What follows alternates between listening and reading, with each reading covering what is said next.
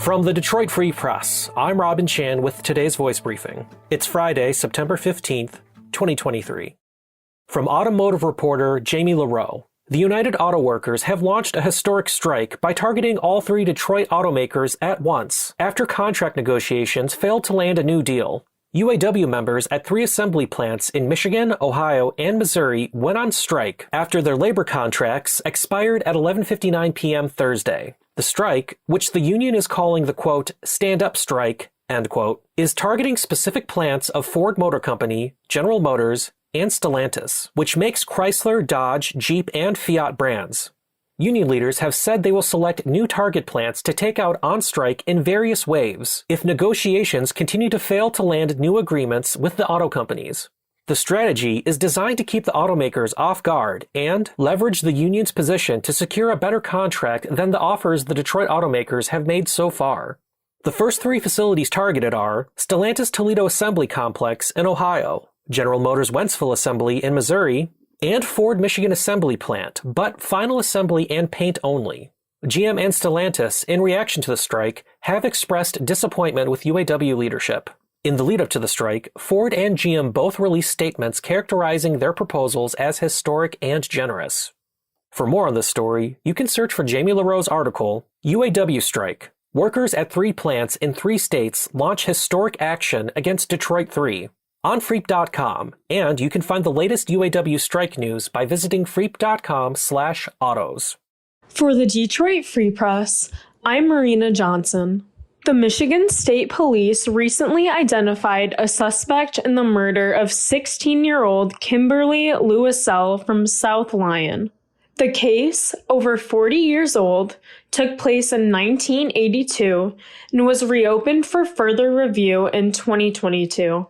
Around the same time, Livingston County reopened a similar case from 1983 involving 19-year-old Christine Castiglione of Redford. DNA from both cases pointed to Charles David Shaw, who died in 1983, as he didn't have a profile in the National Combined DNA Index System. Detectives think there's a possibility Shaw is responsible for other crimes committed prior to his death in the 1970s and early 80s. For more, visit Freep.com. For the Detroit Free Press, I'm Eric D. Lawrence. The 2024 Jeep Gladiator is making its debut at this year's North American International Detroit Auto Show. And one of the new features offered in the 2024 version is likely to be a big hit with Jeepers who love to hit the trails. The Stellantis brand is rolling out Jeep Adventure Guides, which will provide maps and all kinds of details, even obstacles from various trails. The information will come directly to the Gladiator's 12.3-inch Uconnect infotainment screen. A free version is included that's good for 24 months, with details on 200 trails, including the Rubicon in California and Hell's Revenge in Utah.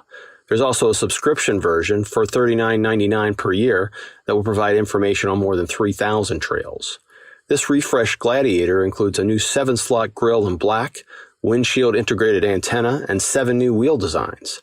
And it's powered by a 285 horsepower 3.6-liter Pentastar V6 engine. A plug-in hybrid variant is said to be on its way.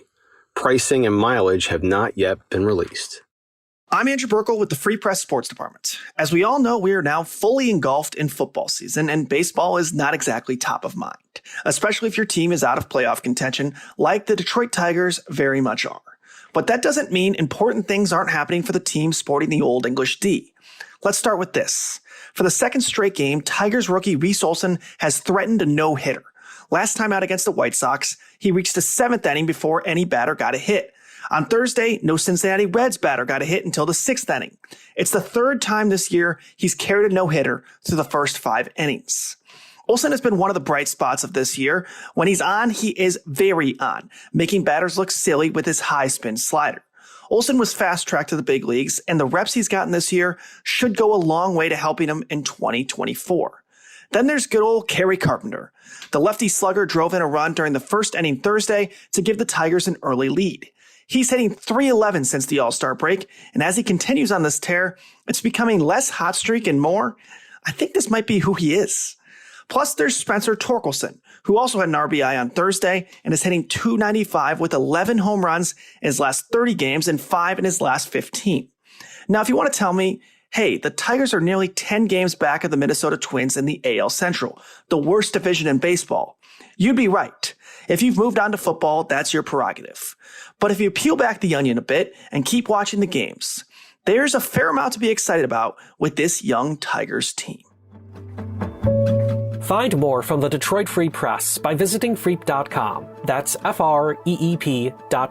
Thanks for listening, have a great weekend, and you'll hear more from us Monday.